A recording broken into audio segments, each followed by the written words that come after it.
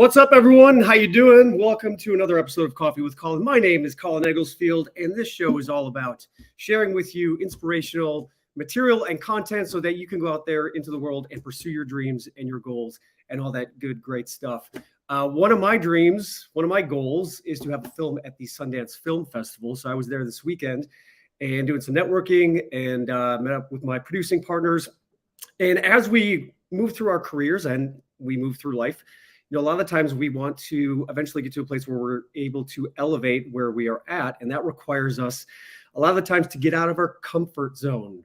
And, is it echoing? Let's see. We should probably check my sound here. How do I get out of it? Okay, I think we should be good. The lovely challenges of doing in-home production studio. So tonight's guest is someone who's going to be able to share with us some insight and knowledge about how he has created longevity in his career. And as we figure out our sound here, I just want to make sure that we are okay. My lovely assistant, Miriam, is backstage. And we're going to get this taken care of. Okay, I think we should be good now. So, as I was saying, as we move through life and we get to a place where we've accomplished certain things, we want to elevate. And that requires a lot of the time for us to get out of our comfort zone, to meet new people, and essentially be someone that we maybe never thought was capable of accomplishing some things. And a lot of the times those negative thoughts in our head are the things that hold us back in life. So this show is all about sharing with you some inspiration and some insight on how to get out of that mental space of sometimes where we feel stuck or we feel like we're maybe not where we want to be at life. So tonight's guest, I'm very excited because he's essentially created so much success for himself in Hollywood and on the stage on Broadway. And he's going to tell us all about how he's created this longevity in his career. And as we get through towards the end, of course, we're going to be doing our Picticular Pick 6. So if you haven't downloaded the Picticular app is the best movie curating app. And it was great to be in Sundance this weekend, being able to help my buddy Todd promote that and essentially keep pushing my projects forward. And on the topic of projects, I've got a couple of things coming up. I've got my Inspire course starting this Sunday, January 30th. So there's still time to jump in that. Inspire is my 6-week goal setting course where you set massive goals and essentially create a new story for yourself where you get to essentially be a screenwriter and you get to create yourself to be the movie star in your own life script. So this is powerful manifestation. It is powerful goal setting. And each week I assign a different movie that corresponds to the theme for that week. And in addition to that, I'm super excited to announce that in April, I'm going to be doing a live Inspire event. I'm partnering up with this lovely woman named Melissa Fierro, and she's got a retreat that she's invited me to come and speak and essentially do a 5-day live Inspire course. So this is something that you could check out on the website. Just go to crowningphoenix.org and you can read more about it. We're going to be doing meditation. We're going to be doing breath work. We're going to be doing 5 days of Inspire. So this is something that I would love for you guys to come and check out. It's in Mexico, in Tulum. I've been to Tulum one time. It is a beautiful, gorgeous place and the perfect place to host a retreat like this. So it's going to be awesome and amazing. We've already started to sell some tickets, so be sure to, if you want to come, let us know right away because we are going to be opening this up, and only I think 10 to 15 people are going to be on this retreat. So you better make your decision quick and fast if you want to jump in. You can also shoot us an email at info@colinegglesfield.com. And without further ado, ladies and gents, I'm going to introduce my next guest.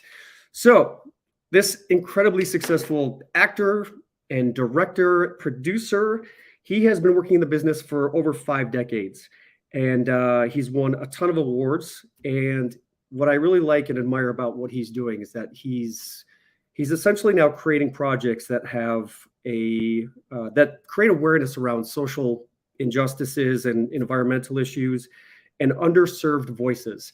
You're going to recognize this guy because he's been in so many movies that we all have seen.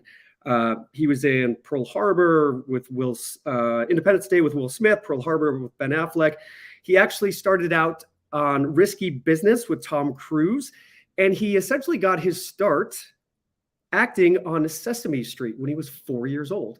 So I'm excited to talk to him about that, what that experience was like. And he's worked with a ton of incredibly famous and successful actors and actresses. He was also on the show Once Upon a Time with my lovely co-star Jennifer Goodwin. And he's done Murder on the First, The Guardian, and he just directed a movie, which I can't wait to see.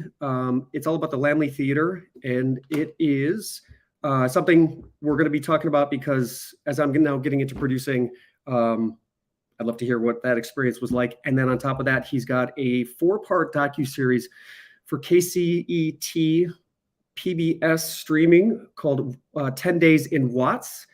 And that's going to air on February 12th and 19th. And he's going to tell us a little bit more about that project and everything else he's working on. So, ladies and gentlemen, please welcome to the stage, Mr. Raphael Sbarge. Thank you for such a wonderful introduction. Oh my gosh. Wow. How you doing? I'm good. I've got my coffee cup and I'm ready for coffee with Colin. Yes, excellent. So I just got back from the Sundance Film Festival. How was it? It was amazing. Have you been? Have you had films there? I haven't had films there, but what did you see? Did you see any films you liked? I'm embarrassed to say that I didn't. Oh, I was there basically to network. And, now that I'm in Scottsdale, it's not as easy for me to just have coffee or lunch with my producing partners and directors. Right. And so it's a great place because people were coming in from obviously LA, New York, Atlanta. Everywhere. Yeah. No, that's great. It's a very exciting place to mingle for sure. Definitely. Yeah. Have you ever been to the Cannes Film Festival by chance? I have not. That's one I would love to go to. Goodness, that would be really. Yeah, I mean, you can't beat the location, right? So, have you been? I have a few times. Yeah. Oh, yeah. That's definitely a great festival, and I've been to movies at that festival, and everyone's black tie, dresses. I mean, it's just like you're in the South. So great. It's so great. Yeah, it's really. And then when the movies had literally like 10, 20 minutes standing ovations, it's wow. Really, yeah. Wow. So that's one of my dreams, Raphael, to have a film at the Cannes Film Festival and at Sundance. So here we are. Let's manifest it, shall we? Yes, let's do it. Colin, let's go, man. All right. So so you've been, super successful in working in the business. Obviously you come from a entertainment background family. Your mom was a casting or a wardrobe stylist. Was that right? No, she was a Broadway costume designer, theatrical costume designer. And my dad was an artist and a writer and a filmmaker, but they both met at Yale, at the Yale Drama School. And that's where everything kind of started, I guess, for me. But they were absolutely a sort of artists and, and imaginative thinkers. And I got the benefit of literally growing up backstage, as a little kid. It was fun and dynamic for sure.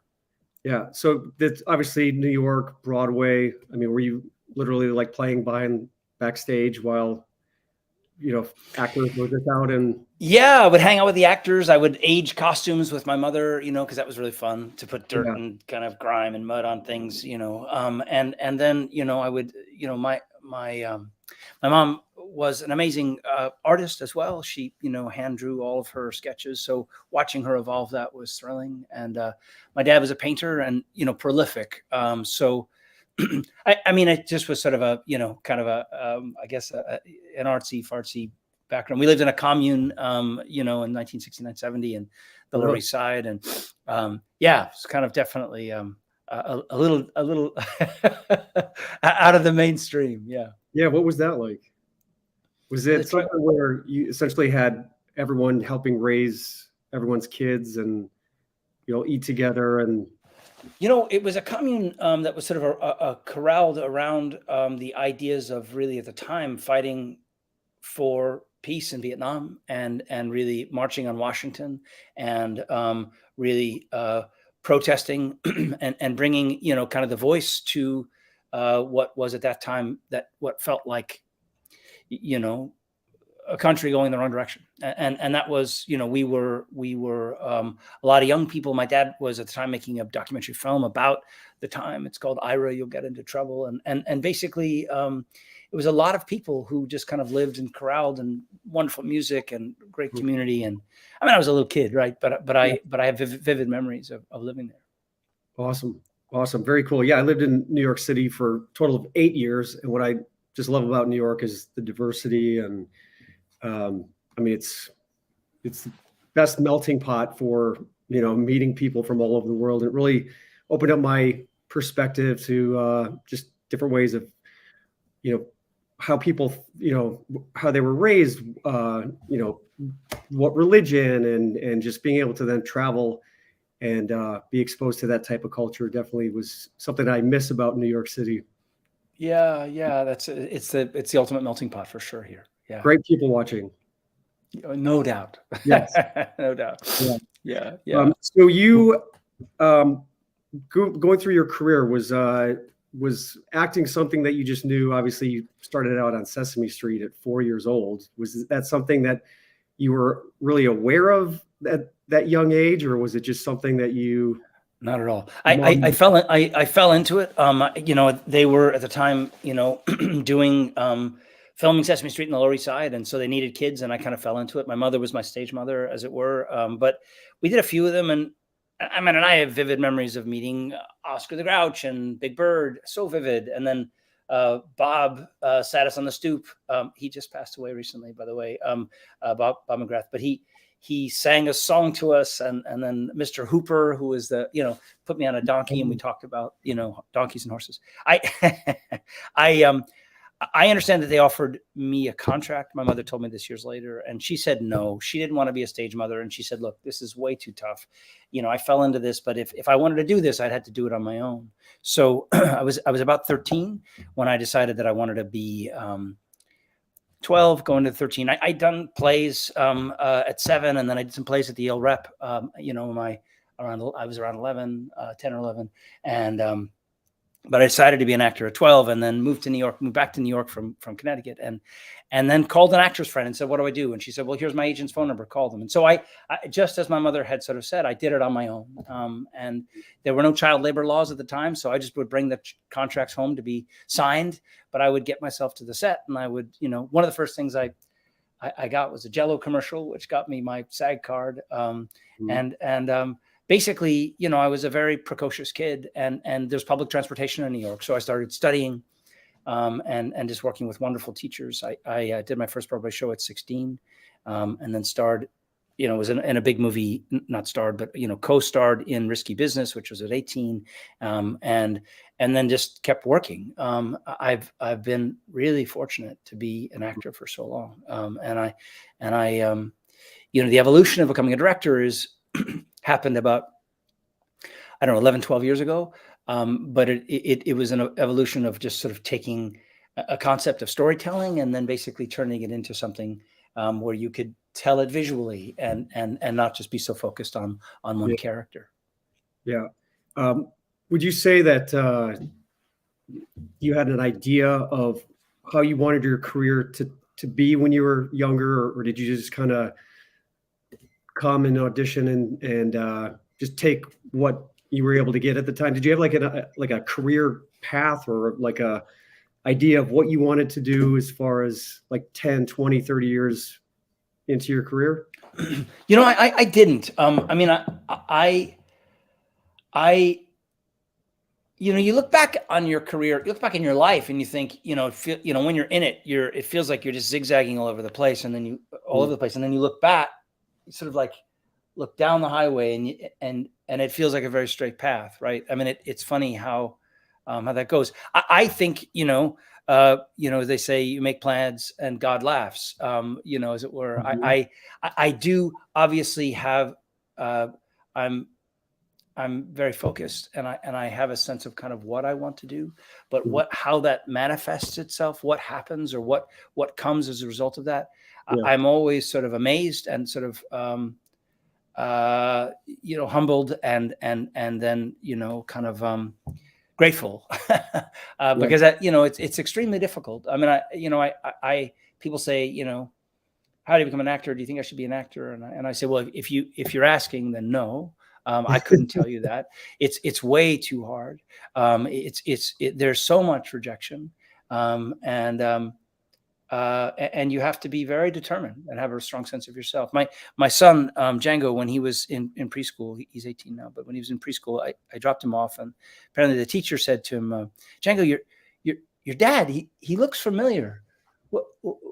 How would I know him? What does he do?" And he thought for a second, went, he auditions. And, from his point of view, that's what I do. I mean, as an actor, you're basically looking for more work, and you're looking for new opportunities, and you're basically, for all the things that I have done, I can give you 50 or 100 things that I perhaps was up for and didn't get for whatever combination of reasons. And that's just the way it goes. That's for every single actor. You have to sort of find a way to manage your own, have your own North Star. Figure out what your true west is, and then just keep going there, going in that direction, because that's the only way you can survive, honestly. Otherwise, it just takes you down. You mentioned manifestation. Are you into that sort of like law of attraction, manifestation, visualization exercises to create what you want in your life? I've done a lot of reading and work in that area, and I find it very helpful. I do believe that how we think of ourselves is a powerful reflection of who we are, but I get depressed and anxious and crazy like the best of them. I mean, I don't feel like I ever have I don't feel like I've got it. Like, oh, now I've got it. It's one of those things. It's like, it's like when you're sailing, you have to basically kind of reorient your sail constantly to kind of go in the right direction. So in a way, when I feel like I'm off course, I try to go back to really connecting to my sense of gratitude about what, some people, the other day, someone said to me, when you can't fall asleep, don't count sheep, count gratitudes, and I love that, kind of just finding a way to continue to realize how, where, and honestly, even when things have been the worst, that's where I'm going back to my sense of gratitude, because that's where you really need to kind of soften, not harden, not get angry, not tense up, and just continue to be sort of available to what comes. I think it's very important to continue to extend kindness to other people, even small kindnesses. I mean, I live in New York, and you walk by someone, and it's funny sometimes how someone just smiling at you when they walk by, just to give you like a hello, can make your whole day. Your whole day, and getting into a shop and someone say, "Oh, let me help you with that." Like, "Oh, wow, thank you." I really those things are wonderful when you receive them, and I aspire to trying to sort of find ways to sort of do that. Do I always do it? No. Am I perfect? Absolutely not. But it's something that I aspire to. Again, in that whole sense of like finding your true north, keep heading. Sometimes you get pulled off, right? Heavy winds, torrential rains, but just if you just keep trying to go like, oh, I keep trying to course correct so that I'm going in that direction.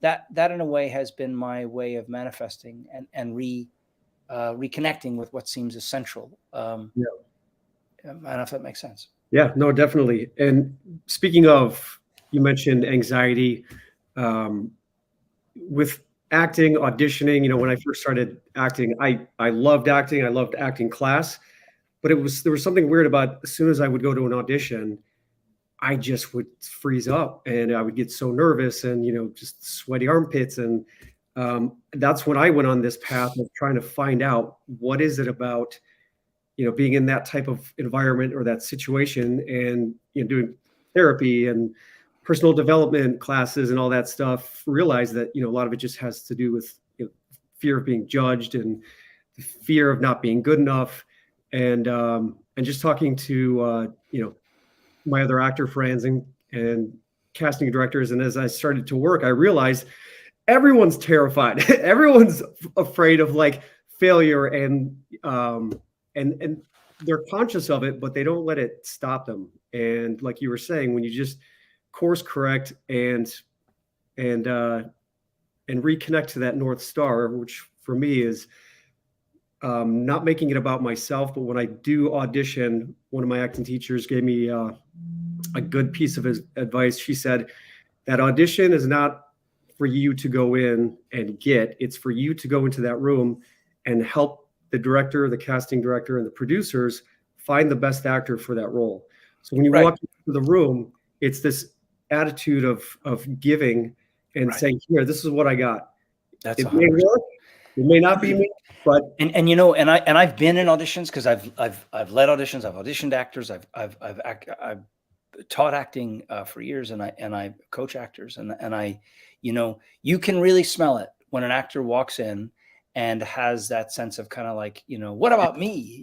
If you the whole thing of training to be an actor is all about really getting to a place where your self-consciousness and the noise around your self-consciousness is quieted, right? That you can just be with where you are, with the person in front of you, and you can, you're not in your head. You're not thinking, am I having a good hair day? Right. Do I look fat in this?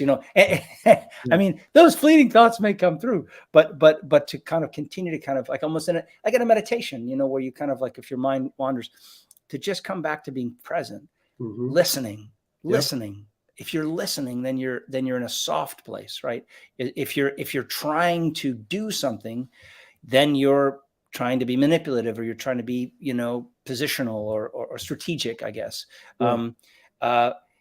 There's the great actors are just astoundingly present, right? And you don't feel anything. You don't feel like they're trying to, kind of elbow the scene. They're just letting it happen. They're getting in the canoe and they're letting it happen, and they're trusting that. And that's, that's what the training does. That's what years of working and trying to sort of connect to where you feel like you are, a part of something that feels like yours. When it's coming from you, then there's no, like, if I asked you what your name is, you don't have to think about that, right? If it's like, it's Colin, coffee with Colin. But the point is that when you get to the material, if you can get to that place where you're just able to be with it, and just, connect to your story, connect to what you're doing, that's the place where then there's no room to think about how am I doing? Because then my name's Colin. Like, you don't have to think, how did I say that? Is that right? Did I do it right? Did I say it? No, it's your truth, right? Yep. And that truth then communicates. And then that also, then all the self-consciousness falls away. Yeah. And as far as like going into these auditions or even being on Broadway, I mean, Broadway is a dream of mine. But again, it's like, whenever I go to a Broadway theater, it's like a spiritual experience. Do you do any like relaxation exercises or meditations to help quiet the noise? And how do you prepare? And like you said, quiet that self-conscious voice? Yeah, I mean, look, I've meditated for 25 years, and it's been, I don't proselytize, but it's an important part of my day. It's an important part of my day. I know lots of wonderful actors who don't, but it's important for me. It helps me. When you're doing a show, obviously opening night is tough, because it matters, because the New York Times is there, because the whole life of the entire show depends on that one review. And I once, I did a show once where we'd already had the New York Times and all the major, but then there's a second night where they have the second stringers, which is like the London Times and the Chicago Times and like all the other papers from around the world who want to come to a Broadway opening. And I was told that there were literally 350 critics, second stringers in the audience. I was like, oh, Okay. Yeah. Okay. Okay. Here we go. And so, the simple things are, am I breathing? Am I listening? Am I, able to feel my feet under me? Am I connected to my body? All of those things are ways to be able to kind of get in present time and present space. And when you are, then you can actually just create from there. And Yeah. it just all seems possible then. And you're not thinking like, oh my God, am I doing it wrong? Or are they being critical? It's like, screw that. I'm here and Yeah. I'm doing this. And that's where suddenly, like in the Lazy Susan, you just sort of turn the anxiety to the back and you lead them with, I'm here, I'm present, and I'm making this happen. This moment's happening. And that's what you aspire to. Do I do that all the time? No. Have I had terrible, nervous, anxious events? Absolutely. Have I gotten bad reviews? 100%. But it all becomes part of it, and the idea, again, I guess the last thing I'll say about this is just to say is that it's like threading a needle, right? You take the needle, you take the thread and you go through the needle. You try and get it into the head of the needle. You don't do it once and go, oh, I suck. I'm terrible. I'm awful. I can never do this again. This is really bad. What you do is you hold the needle and you keep trying to thread the needle, right? You just keep trying to get it in. You just slowly, and then finally, I'm through. But the idea is to sort of, again, keep your focus on trying to actually, the action of connecting, the thread to the needle in this case. And that's where so much can happen. Yeah. One of my, it was one of my acting teachers. She said that, with the acting, obviously the actual on stage and in front of the camera is so little of the actual time that it takes to do the auditioning, and in the grand scheme of life, like the actual amount of time that we are doing what we love to do is so minuscule compared to like the career. And she described it where, like when you go to a really nice dinner, she said, when you're sitting at a nice restaurant and you're enjoying the company of the people that you're with, the actual eating of the food is such a small part of a dining experience. But she said it's all about, it's everything. It's the auditioning, it's doing the therapy, it's working out and taking good care of yourself that creates this whole the whole essence of what it means to be an actor or a movie star. And what I try to use is whenever Colin doesn't feel like going to the gym, or whenever Colin wants to just sit on the couch and watch Netflix, I literally just say, well, what would a movie star do? What does, what is the, I guess the being used by the distinction of whatever it is that you want to create in your life.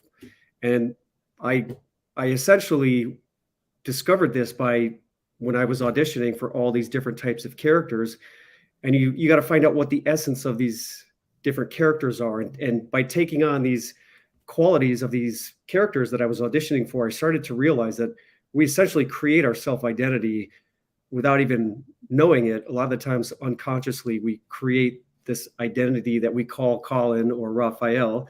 And I realized that it really is just that mind switch of being intentional and thinking about, what it is what kind of life do you want to have? And by doing that, you grow massively more empowered, because, you have to let go of sometimes that victim mentality or that sort of thing that may, get us attention. But that's definitely something that I learned from acting that has helped me immensely in my life.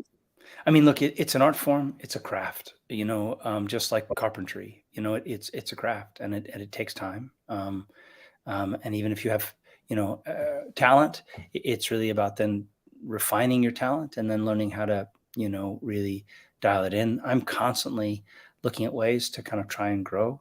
And I say, not with false humility, that I am a student of the art. I am endlessly curious about how it works and what can be done. And I think, again, that's just sort of an open mind, and that, gives us opportunities to be able to kind of discover and grow. It's all about just continuing to grow. Yeah. And failing forward is another concept I've always liked. Which brings me to my next question. Have you ever forgotten your lines, like in a play or on Broadway? And what was that? What did you do? How'd you get through it?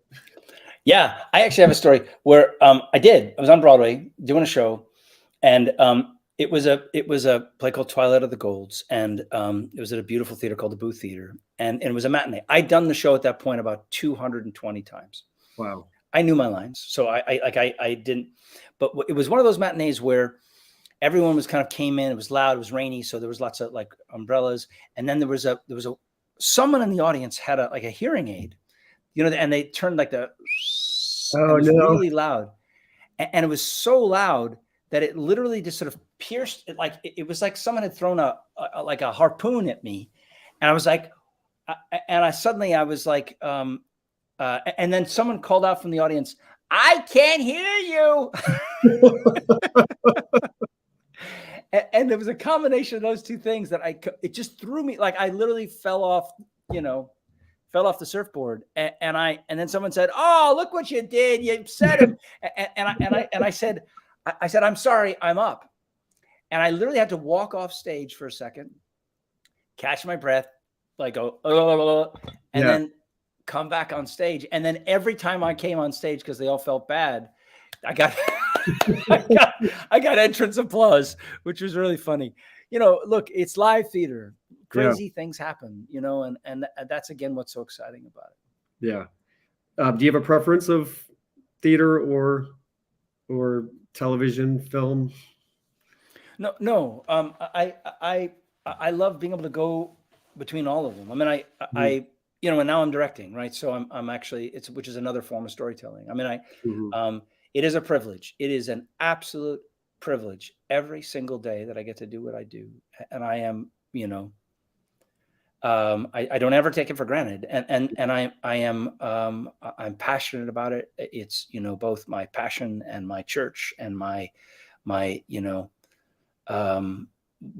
deep in my soul. It's important to me, and so I'm looking for ways to do it. I mean, I used to do television commercials, as I mentioned to you. How do you make a television commercial work? Do an episode of television where you do one episode, or even just a few scenes. How do you make that work? Do a video game. That's another interesting thing, or voiceovers for National Geographic, or the commercials I've done, or Broadway, or in this case, then being behind the camera. How do you find a way to actually tell a story and connect with your audience and create an emotional impact? That's what how do you make someone feel without telling them how to feel? How do you actually sort of open up a window or a door into something that feels like it's an opportunity for us to feel what it's like to be a human, and the connectedness of being, being a part of the human race, as it were, What would you say your favorite project has been that you've worked on? As an actor or as a director? Yeah, as an actor. There's so many. I mean, there's different things for different. I mean, obviously, I do love. I do love. The Once Upon a Time and the Mass Effect, which have enormous audiences, and they have huge fan bases, and they were wonderful to work on. But there have been so many wonderful other amazing things that I've got to do, and it's like asking, which one of your children do you love the most? In a way, I mean, there's some that I could happily not have ever done. I won't mention which ones they are, but they're it's in a career, obviously there are ones that are better than others, but certainly it's amazing to have been a part of Risky Business. It's amazing to have been in Independence Day. It's amazing to have been on Broadway 5 times. It's amazing, and to work with Jason Robards and Colleen Dewhurst. It's I did a play with Al Pacino and with Frank Langella and Kevin Spacey and lots of wonderful actors. There's working with great artists is a privilege and challenges you to be a better actor.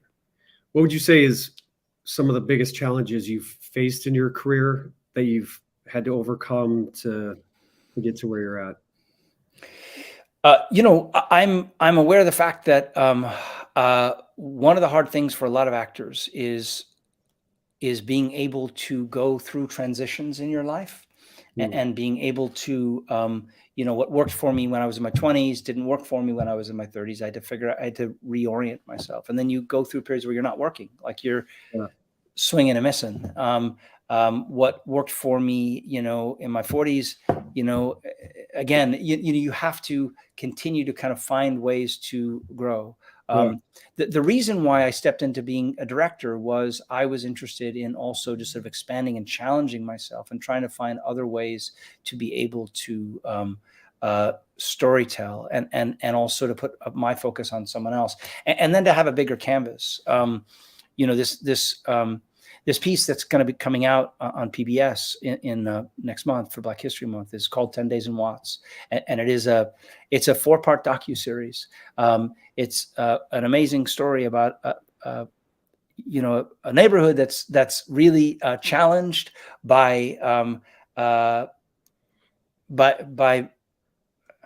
essentially a lack of, they're wildly underserved and challenged in many, many ways. I got invited in to tell this story about this amazing community organization. At the center of it is this father-son story, and it is essentially a father-son, and then now a third-generation family who are committed to actually.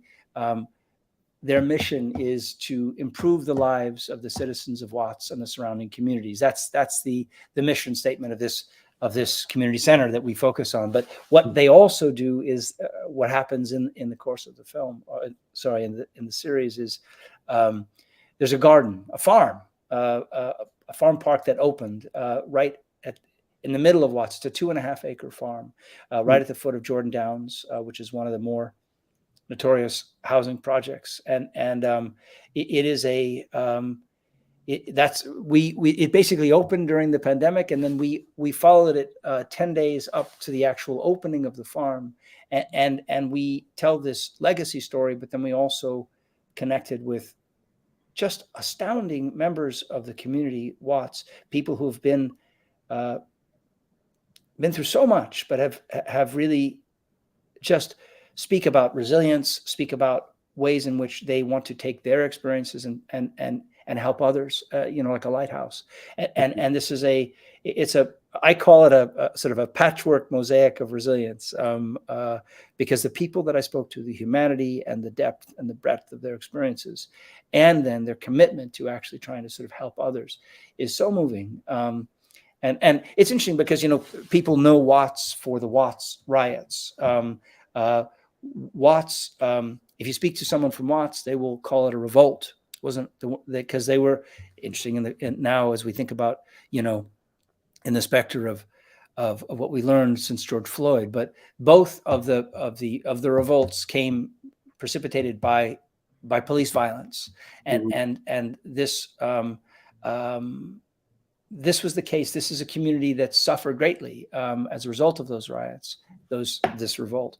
But they have, in this case, really continued to sort of exhibit enormous sense of pride about the neighborhood, caring about one another, and the opening of the farm is sort of a metaphor for this sort of kind of giving back, going back to the earth, going back to the ground, and really kind of trying to, and a sense of renewal.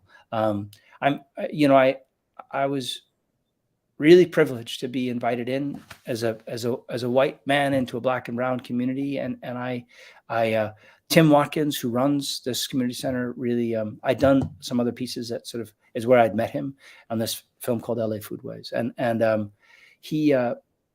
he really said he wanted me to do this. He was really intent on making sure that I did do it. And he told me that he felt I had the sensitivities to do it. And because of this, I got really access to a remarkable, just remarkable people of great character. And they tell a story in their own words. Anyway, it will be on February 12th and February 19th. There'll be back-to-back episodes on each night, and you can stream it on PBS or you can watch it on KCET in Los Angeles. But it's something I'm very proud of and proud to have been a part of. Yeah, that's awesome. And I mean, obviously, you're passionate about this type of subject matter, making a difference in the world and leaving a legacy. What would you say you want your legacy to be, having worked in the entertainment industry and just being here, sharing who you are? You know, I wish I remember this quote. Magic Johnson was asked about, does he know that he was, I'm not comparing myself to Magic Johnson, but it speaks into this sense of legacy. I'm not thinking about legacy. I'm really just thinking about, trying to do good work, to do honest work, to, tell stories that speak to my heart, that connect me to a sense of purpose, and, or, all of the films that I've done have seemed to have a sort of a sense of conscience and social justice, I guess, and wanting to illustrate, and, or, I call them creating content with a conscience. These are stories of people who have not maybe had their stories heard, who maybe don't have a sense of kind of what, maybe don't have an opportunity to be able to kind of talk about complex things. And so the idea is, whether it be environmentally based, or whether it be, again, social justice, or, food justice, or recently the other film that I made, which is now in theaters in New York City, is called Only in Theaters, which is about another family business, a 4-generation family business, who run an art house cinema chain. It's called the Laemmle Theaters, and there's been a Laemmle in the movie business since there's been a movie business. The original Laemmle, Carl Laemmle, founded Universal Pictures, and did 800 movies, including Hunchback of Notre Dame and Phantom of the Opera, and on and on. But there are 2 brothers who essentially that he saved from the Holocaust, and both brought them to America, and they opened an art house cinema chain that has had this enormous effect on filmmakers. It's a family mission that has been about supporting the art of film and the filmmakers who make them, and then nurturing the audiences who love them. And they've done that for 85 years. There's something about that story, again, in the conglomerate world that we live in. Mm-hmm. I didn't get that. In the big fish eating small fish, and all of us working for multinational corporations, et cetera. This is a story about a family business who cares about artists, and that seemed, there's a great quote from Arthur Miller, Death of a Salesman, and he talks about, attention must be paid. That's probably, if I had sort of a thing that I cared about, is trying to find stories that illustrate and or speak to a sense of purpose and or contribution or mission. And there are so many stories that really illustrate the dark side of things. I mean, even with the environmental films that I made, and we know the terrible, terrible stories, I always tried to sort of really connect the dots as to what was happening, but then also try to sort of leave people not with a false sense of hope, but with a sense of possibility. Yeah. I feel like if we feel possibility in the environmental conversation, then we'll continue to want to dig in. If we feel, like there's a sense of possibility, with movie theaters, then perhaps we will also want to come back and engage. And it's true, every human has a story, and there are dark sides, but there are also really powerful human sides that I think if we do them honestly and we speak to them, there's an opportunity to really be able to elevate our consciousness just by connecting with. I mean, again, 10 Days in Watts was. Well, let me just say this. I got invited in. Tim Watkins basically said, okay, come do this. And I, KCET, the PBS station, they co-produced with me. They invested in this as an idea. They loved this idea. And it was made, again, to be able to air in Black History Month. It's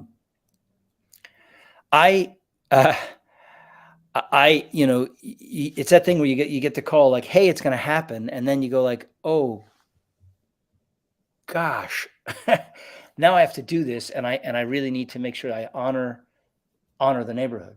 Yeah, I felt an enormous sense of responsibility of not being able to overshoot the runway or to somehow impose my point of view in it. And what what I've done is really tried to honor these astounding people who are just even brave to talk to me. I mean, some of them, forget, talking to a white guy, they just don't talk, but because of the complicated situations they've been through and the things that they've seen and the places, the dark alleys that they've been down. Again, Tim Watkins, who I am just admire profoundly, it really opened a door to really being able to tell this story of his father, of this center, and again, while this is focused in Watts, I believe that there are things in this story that then speak to other cities. I mean, Chicago and Detroit and parts of New York, and these are, we address inner city issues, in neighborhoods that are low income neighborhoods. As Tim says,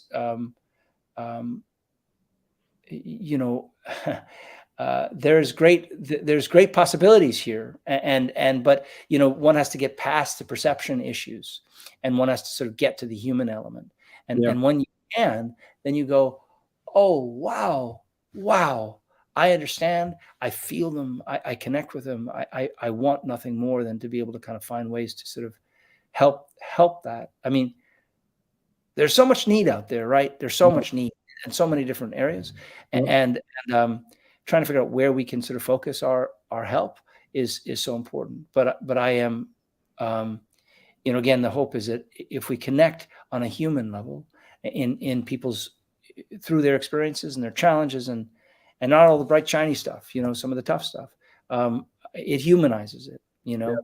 There's no gloss on this, but it is, again, it's human, and the idea then is to be able to kind of have that translate. And again, hopefully, this microcosm of Watts can talk to the macrocosm of what's happening in other cities and the challenges they face, and then the opportunities to find solutions. Yeah. It was, I moved back to Chicago about 5 years ago, just wanted to take a break from Hollywood and just try something else. And I started to flip houses in the south side of Chicago.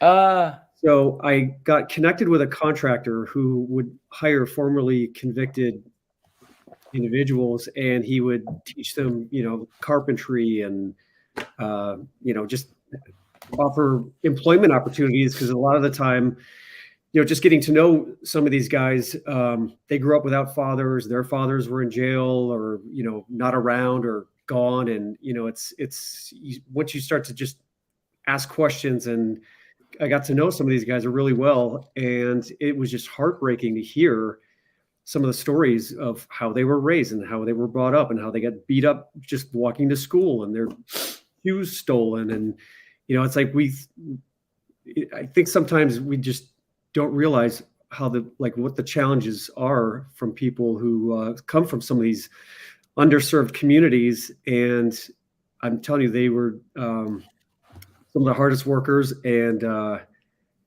they were just so grateful for this opportunity to be able to have something and be like, have someone who cared about wanting to make a difference, not just in their communities, but in their lives. And it was definitely Colin. So that's the thing as I was talking about, is that's a simple act of kindness, right? That's a simple act of kindness where you had maybe changed their entire trajectory of their entire life, right? Yeah. A formerly incarcerated person who's done time. I have a fellow in this docuseries that he served 35 years of hard time, and now he's a crisis counselor. Yeah. And because he's been given a chance, and he really saw some dark stuff. But if you just sort of say, well, that's a convict, or and you don't sort of take him for face as the human that he is, right? And who are you now? And what have you learned? And where are you? And you've served your time. And where are you? And then of course, then where can you contribute? he's all about the contribution, and you working with these guys, right? Who like, hey, you gave me a job, you didn't just sort of dismiss me because I wasn't, because I have a record. Again, that's a simple act of kindness that really can change. Yeah. Has such a ripple effect, and it's such a wonderful thing. Yeah, there's a woman who created a safe haven down in the south side of Chicago. It's called the Peace House, and I got to meet her and just meet some of the people that she works with. And one of her assistants was leading us upstairs, and it's this house that she essentially bought, rehabbed it, and she has food there so kids can come and just get free food, and she teaches yoga classes, and just this place in the middle of one of the worst parts of Chicago. And her assistant pointed over to this guy. He had neck tattoos, and I mean he looked like a badass dude. And the assistant said that used to be the biggest, baddest drug dealer in that neighborhood. And once this woman created this Peace House, he was curious, and they got to know each other. She would literally just hand out sandwiches on the sidewalk, and they got to become best friends. And now he works there at this Peace House to help get kids off the street. And it's an amazing success story. And who better to talk to them, right, than a guy who's actually sort of looked down the barrel of a gun, right? I mean, like literally like the life equivalent of like, hey, this could be all over, and has come back from that. Yeah. And they speak with such authority. Right. And then can actually sort of influence, by virtue of their tough experiences, influence other people's lives. Yeah, absolutely. Yeah. Well, it's that part of the show, Raphael, where I get to ask you your favorite movies. Are you ready? Yes. All right. So have you ever heard of the Particular app? No. It's an app. It's kind of like IMDb, but it has a social media component where it suggests movies based on your swiping pattern that it may think that you will want to watch. So you swipe left or right. If you don't like it, you swipe left, like Tinder. And then if you and you can save your favorite movies and then share them with your friends. And then you can, like, when people ask you like, hey, Raphael, where can I watch your movie, or where is it airing? This actually is connected to all the distribution sites like Netflix and Amazon Prime. So you can actually click on the movie and it'll take you to that platform so you can watch it. It's ingenious. It's great. That's great. Yeah. So this part of the show is sponsored by Particular, and the guy who created this is one of my best friends. I've known him for 20 years. He's also a producer. And so that's why we were in Sundance to help promote the app. And so, so it was awesome. It's a great weekend. But that being said, the first question is, what is your favorite movie of all time? Okay, so this was a hard one because honestly, I have a problem where I have a, depending on the week or the month, that changes. But I'm going to say for today, it's The Godfather. Excellent. Did you see The Offer? That was on Paramount Plus. It's about the yes. It's incredible. Great.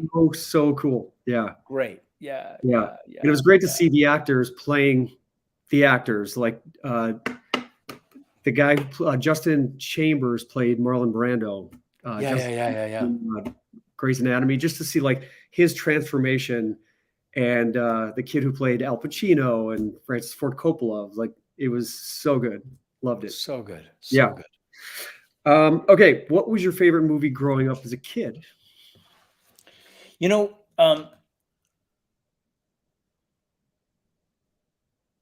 Again, it was so hard. I used to watch Star Trek. I watched all the original Star Trek, all the episodes of Star Trek, probably 3 or 4 times.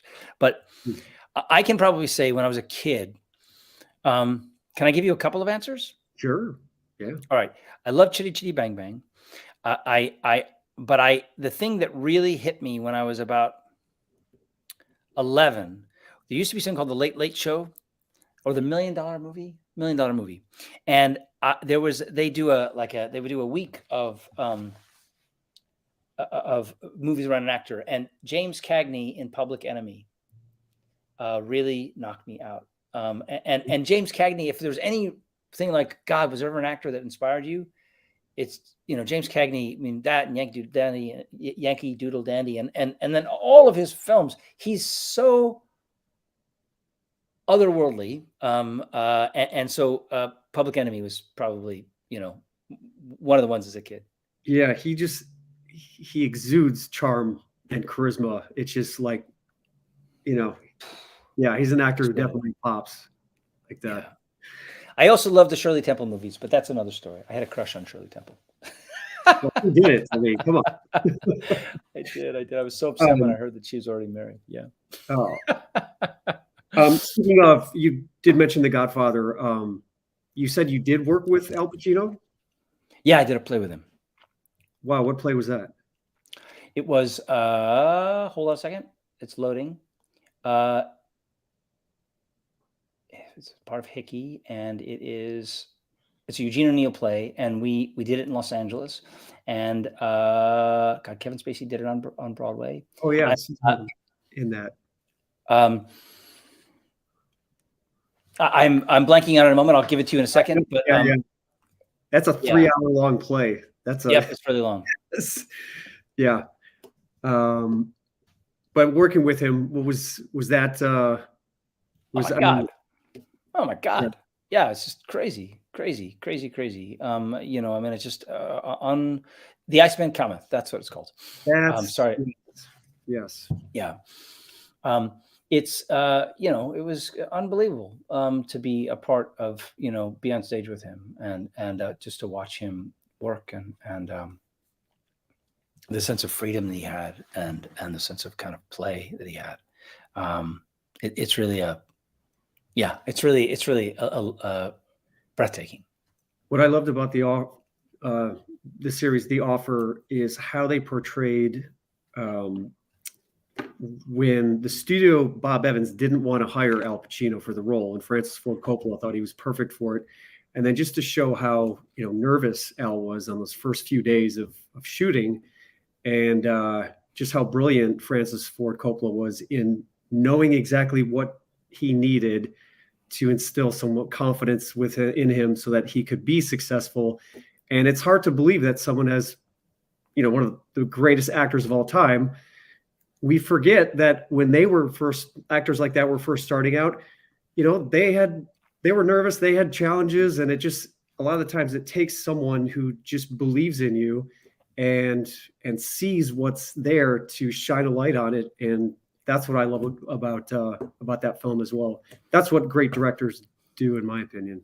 Yeah, and great teachers, right? They see you and they reflect something back to you, and they build strength where strength exists, and they give you the opportunity to kind of start to kind of grow in a direction when everything feels just like chaos. A great teacher or a great director, but they can make all the difference.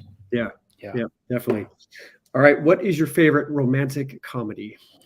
Sleepless in Seattle is sort of the one that I loved. So Great one. Not just because of the, I'll have what she's having scene, but at the time when I saw it, I'd broken up with my girlfriend, and I remember I just cried and cried and cried all the way through it, and I laughed and I cried, and their chemistry and their magic and their sense of play, and it was such a sweet movie. So, because when you referenced "I'll Have What She's Having," that was Billy Crystal and Ryan. That's Meg Ryan. I'm sorry. You're right. It was Sleepless in Seattle, though. That's Meg Ryan. Thank you. You're absolutely right. Wasn't Sleepless in Seattle with Tom Hanks? Tom Hanks, yeah. Yeah. Okay. Yeah. I confused the quote, but I do mean Sleepless in Seattle. Yeah. Okay. All right. Awesome. And what would you say is your favorite comedy? My favorite comedy. And let's see. I'm trying to think. I used to love all of the Marx Brothers movies. Ooh. And those, when I was a kid, they're absolutely brilliant movies about kind of nothing and everything. And they give kind of just such anyway, the favored one is probably A Night at the Opera, which is really, really, really fun. Okay, I've never actually seen any Marx Brothers films. You haven't? Oh gosh, Yeah. they're fantastic. Okay. They're so fun. I Awesome. mean, the other one is, of course, Charlie Chaplin movies, and they, or Buster Keaton. These are great movies. Great movies. If you haven't seen them, Buster Keaton movies are unbelievable. The General, Steamboat Bill, incredible movies. And of course, any opportunity to be able to see a Charlie Chaplin film is a good day. Awesome. Definitely will check them out. Thanks for those recommendations. Next question is, who's your favorite actor or male character? Spencer Tracy is probably my favorite actor. Oh, wow. I always loved. I mean, I told you that James Cagney is otherworldly, and he is, but Spencer Tracy was. I mean, of course, I love Brando. Of course, we all love Clint Eastwood for in his earlier movies, but Spencer Tracy did things that no one else did, and I don't know. I don't always know if he's the first one that everyone thinks of, but he's to me he's the top. Well, what movie would you recommend of his? Probably. Let's see, probably. Hold please. The one that I loved was with The Guest Who's Coming to Dinner, is with Sidney Poitier. It's a great film, but Guess Who's Coming to Dinner. But Judgment. Let's see. Hold on a second here. All the movies that he did with Katharine Hepburn are incredible. And he did so many movies. Father of the Bride is fantastic. Adam's Rib is fantastic. State of the Union is fantastic. Woman of the Year. I mean, Jekyll and Hyde. There's just so many great. What was incredible about Spencer Tracy was his ability to do nothing. Spencer Tracy could literally do nothing on screen And be captivating. Well, that's the kind of the wild irony of this, right? Like, how do you do nothing and be interesting? Yeah. Well, Spencer Tracy knew how to do that, and you don't see that. Like it is effortless and so present. But yeah, he's the dude. All right, so like I just pulled him up on Picticular. Yeah. So tells us bio, and then let's say Guess Who's Coming to Dinner. Right. Click there, shows the trailer, and then it shows where you can watch it. Netflix, Really? Amazon, whatever. So yeah, we'll definitely check that out. And last question, favorite actress or female character? Yeah. I mean, God, it's so hard. I mean, of course, I'm, besotted with, Meryl Streep. She could read the phone book. But in a kind of an offbeat, I mean, in terms of Spencer Tracy, Katharine Hepburn really is dreamy, absolutely dreamy, so elegant, so beautiful. I also loved Anna Magnani, and who is another just incredible, just powerhouse. And then the other person who absolutely mystifies me, and I can't take my eyes off her, is Audrey Hepburn, who is beautiful and classy and funny and elegant and brings class, and yet she seems like both the girl next door and the person you'd want to be with. Everything about her was charming and delightful, and and you just can't take your eyes off her. So again, hard to, drill down, but those are the actresses that inspire me. Awesome. Well, Raphael, thank you so much for your time. Thanks for being here. I know a lot of people, I'm sure, got some great insight from you tonight. So thank you for your generosity, and wish you all the best with Colin, thank you for doing this, and thank you for your sense of mission, and clearly about wanting to talk about the bigger things, and just what matters, and how we find our way through, and navigate this thing called life. I so appreciate what you've committed yourself to doing. So, and obviously you've got a great audience who sort of support that. And thanks too for helping me get the word out about 10 Days in Watts. I'm proud of it, and I'm excited about it hitting the airwaves, and I hope people can find it on PBS streaming. Awesome. And I can't wait to see Only in theaters as well. Is that available for streaming right now, or? No, because I couldn't open a movie called Only in Theaters, Only on Streaming, right? So I had to do it in the movie theater. So we opened in LA. We're right now playing in movie theaters in New York City, and I am. If you go to our website, onlyintheaters.com, we're also playing in cities now all over the country, and maybe it's coming to you. Eventually, there will be a streaming site that will find it, and we'll blast that out. But at the moment, it's a movie about the love of cinema and about the love of going to the movies. So we're playing in movie theaters, and hope people can come find it. Awesome. All right. Well, have a great rest of your night, a great week. And thanks, Colin. I would love to work with you down the road. So I'm going to manifest that too. Sounds. I'm with you. Let's do it. All right. Sounds good. Thanks, Raphael. Appreciate it. Take care. Cheers. All right, everyone. Another amazing interview. Hopefully you guys got as much out of that as I did.